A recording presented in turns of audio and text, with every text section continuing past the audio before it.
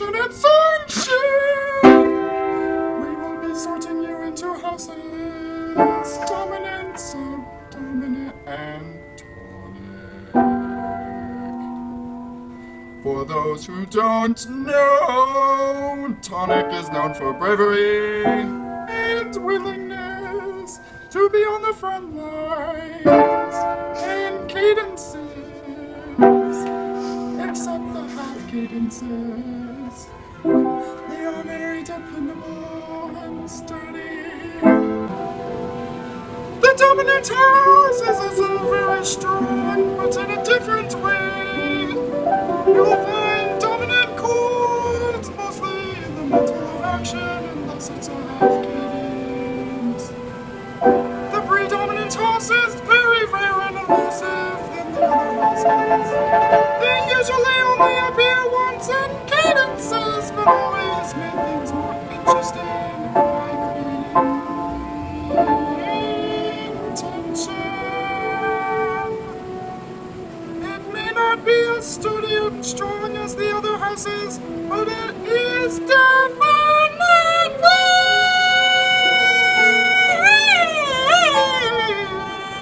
the most unique and interesting.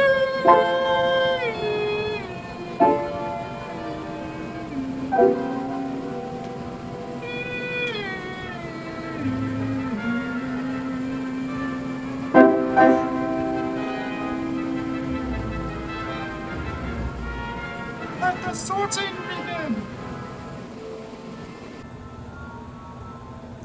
Dominant!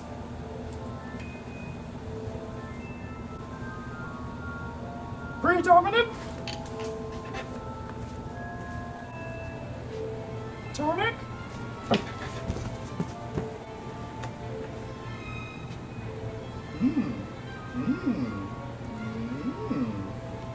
Tonic. Students, it's time for your first lesson. We will be talking about cadences. Now that you've been sorted into houses, we will first start with the perfect authentic cadence. It is when you have a tonic chord followed by a dominant back to the tonic. Let me have Malfoy and Harry come up to demonstrate this.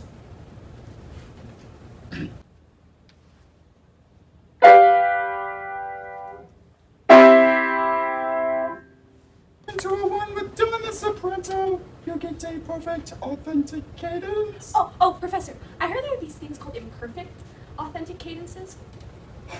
Granger, I was about to get there! If you would shut your whole mouth and let me explain! An imperfect cadence is when you go from a 5 or a 5/7 to a 1 with Mia Soul in the soprano. Since you were so eager, Miss Granger, why don't you and Ron come up with Malfoy to demonstrate? Ron's not here. Then there's only one other option.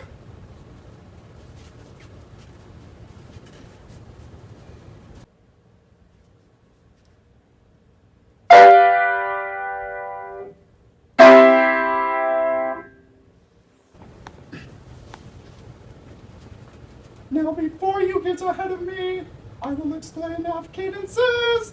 A half cadence is moving from any chord to the dominant chord.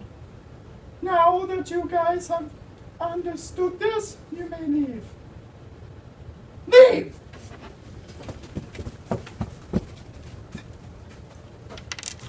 Hey Hermione, Malfoy just called me an unstable chord. Do you have any idea what that means?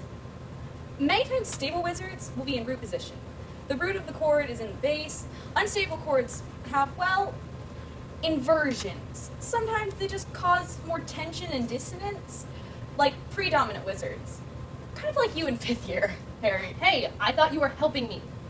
I am, but I can't make you any more stable. I can give you some examples of some stable chords in music. Maybe that'll help you be a more stable wizard overall. Okay. House elves, can you help me? I'll give you socks afterwards. Yay, woo, socks! Woo! Here's a list of stable chords.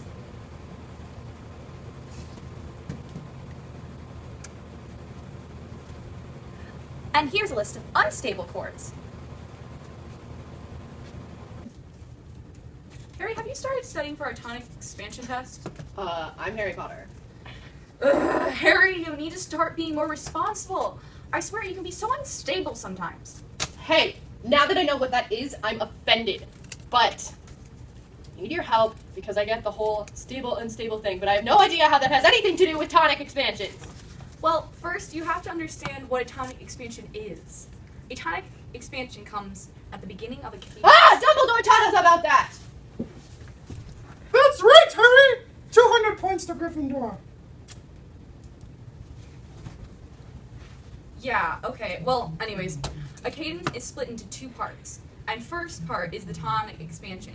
Tonic expansions involve only two types of wizards. Tonic and dominant. Sometimes there isn't even a dominant wizard, only tonic wizard. One thing is for sure though, there will never be a predominant wizard in a tonic expansion. So you're telling me that if I wanted to create my own tonic expansion, I couldn't invite Luna Lovegood? And I'd have to ask Malfoy for help? Exactly, you can't invite Luna. And you don't always have to invite Malfoy. Sometimes tonic expansions are just made with just tonic wizards. Like if you went 1, 1, 6, 1. But most of the time, you'll want a dominant wizard to make things more interesting. Thanks for your help, Hermione. Now I'll be sure to pass the test. Good job thinking your friend, Harry. 300 points. Yay! Harry Potter, the boy with all the stickers on his face. Don't you feel awfully foolish now, Harry? Oh, shut Don't you up, feel Malfoy. like a fool? Oh, you're That sticky. wasn't very nice! Minus 400 points! My father will hear Get it! more stickers!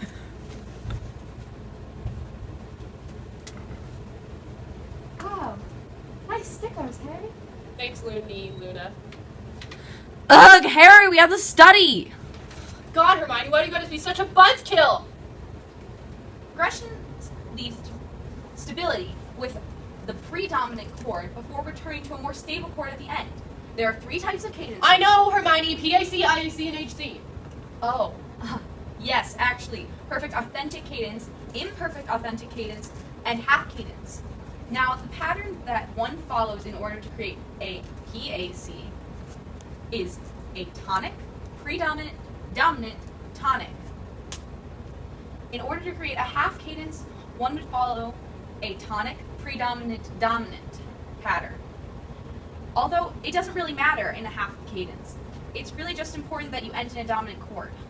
Did McGonagall say something about tonics or something? Yes, Harry, for about an entire class period, she said that in order to make a correct cadential progression, we must follow a certain pattern.